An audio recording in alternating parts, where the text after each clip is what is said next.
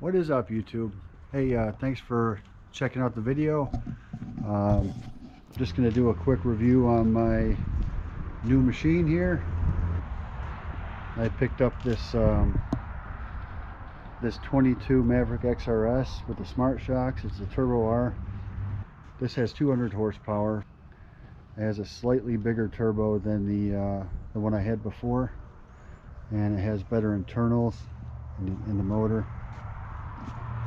There's several upgrades this year over last year.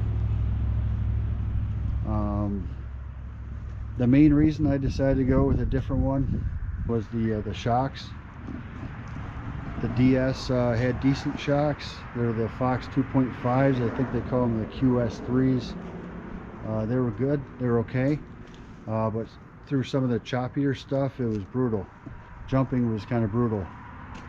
And this one, you just have to push a button to switch the shock settings. This is the XRS, so it's actually wider than the DS I had. The DS was a 64-inch. This is a 72, and I think it's like 72.7 to be exact, width.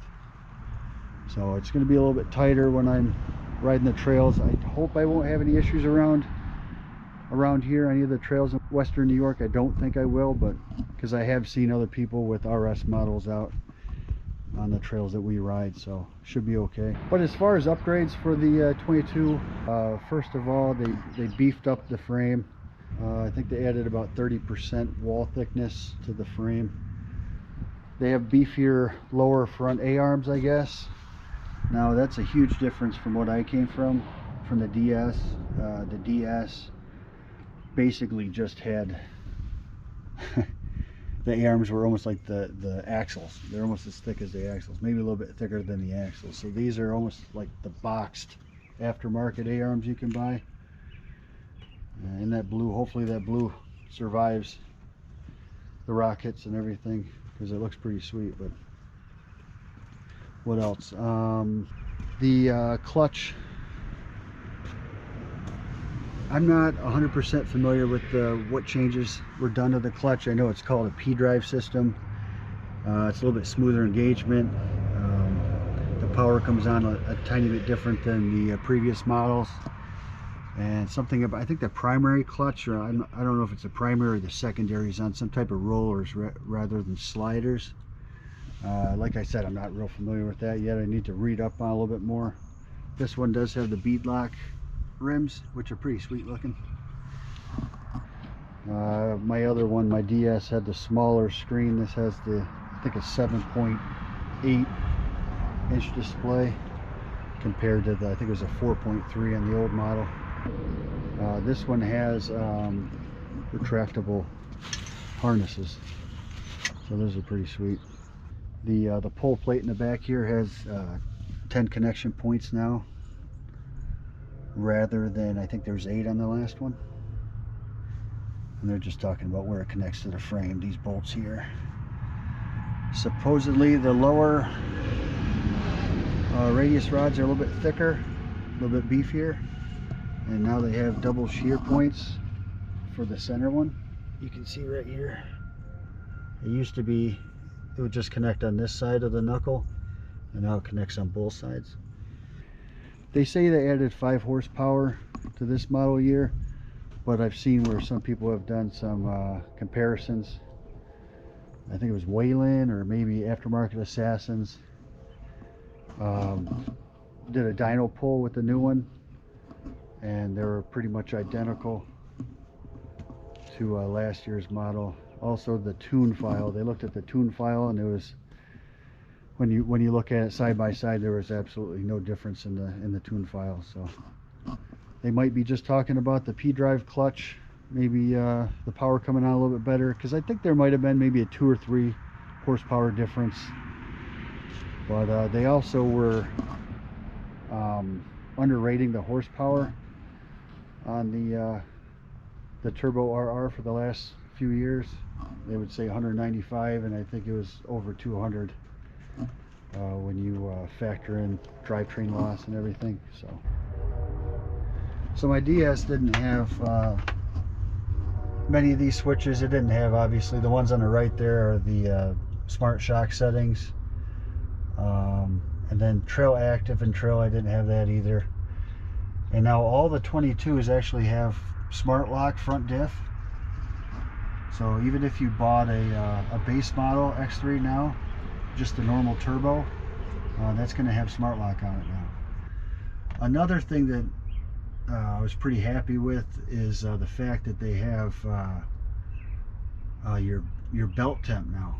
So they actually, you know, before you'd have to buy like a Razorback for a few $100 and monitor your belt if you wanted to keep track of that. Well, now it's actually built in, and you can select that on the display here. It can show your engine temp and your belt temp at the same time if you want. There's a million different things you can do with that new display compared to the DS especially. So, but I'm not even sure what that is there. It's like it must have something to do with the smart shocks as well. Some type of sensor. I don't know. But I still have a lot to learn about this thing. But I love it, man. I think it looks pretty sweet. Oh yeah, this one came with the 32-inch Maxxis Carnivores. If you go with like the base model, like the DS or the base model RS, I believe they come with a 30-inch. There's a few of them that come with the 32s though, and they're the same size front and back. They used to stagger them. They'd have a little bit smaller size on the front. One thing I did notice is K&A, for whatever reason, or whoever put this together, this little circle is supposed to be by the tire stem, and it's not on any of them. They had set that up correct. Not that it's a big deal. Maybe when I go down the road, you might feel it a little bit, maybe a little vibration, but no big deal. I think that's pretty much it. Like I said, I have some parts coming in. I'm going to get a winch. I have some lower doors coming in. I already have a back windshield. I need a box. You can actually hear it doing something right there. I'm not sure what that was. Maybe some settling. But I need a cargo box. I think I'm going to get a little bit bigger cargo box this time. I think it was a 12-gallon I had before, and that wasn't big enough to put much in. I think I might go with the next size up, and then probably the K&A bar or the rack. Only problem with the rack is that you have to actually spin these out. So if you take a turn by a tree a little bit too close, or there's a branch or something hanging out, there's always a chance you could catch that. And God knows these aren't cheap, so I got to think about that. I love the way those the K&A racks look, because you can put a full-size spare tire on it, and it also will flip up so you can open your box. So I need to find something that flips up. Whether it's K&A or not, I haven't decided. Yeah, I guess that's pretty much it, guys. I really appreciate you guys watching. If you don't mind hitting that like button, like always, really helps smaller channels like mine to grow a little bit. And yeah, we'll catch you on the next video. Thanks, guys.